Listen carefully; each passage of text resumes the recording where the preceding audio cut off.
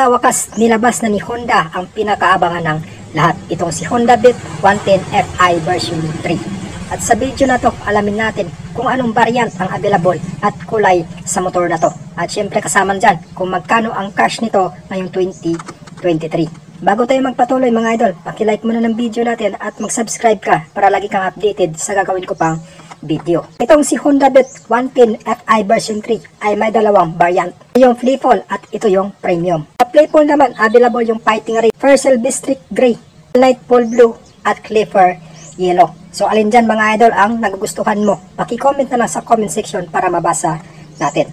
At syempre mga idol, sa Premium naman, andyan yung Pearl Arctic White at saka Matia Axis Gray Metallic.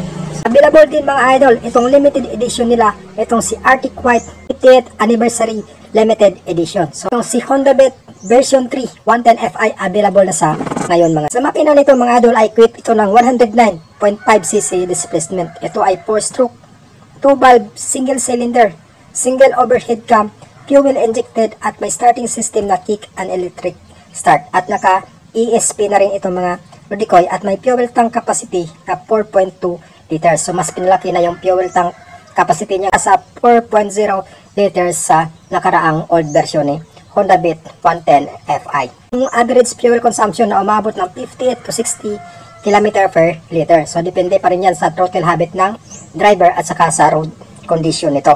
So meron itong max power output ng hanggang 8.9 horsepower sa kada 7,500 RPM at meron itong max torque na 9.3 Nm sa kada 5,500 RPM.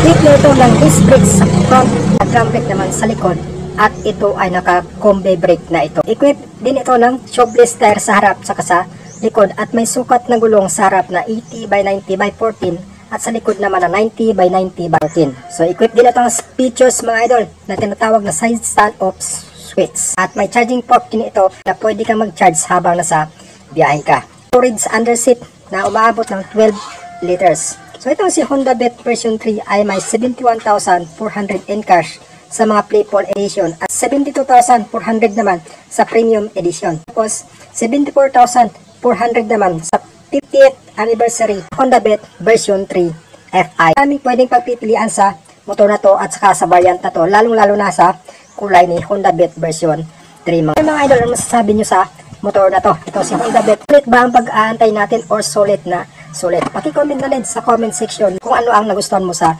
motor na to or kung anong nagustuhan mo variant dito sa motor na to at kung anong kulay. At kung nagustuhan mo yung video natin mga idol, baka pwede mag-iwan ka ng like at syempre, i-share mo na din bilang suporta mo sa YouTube channel ko mga Rodicoy. At huwag mo kalimutan mag-subscribe.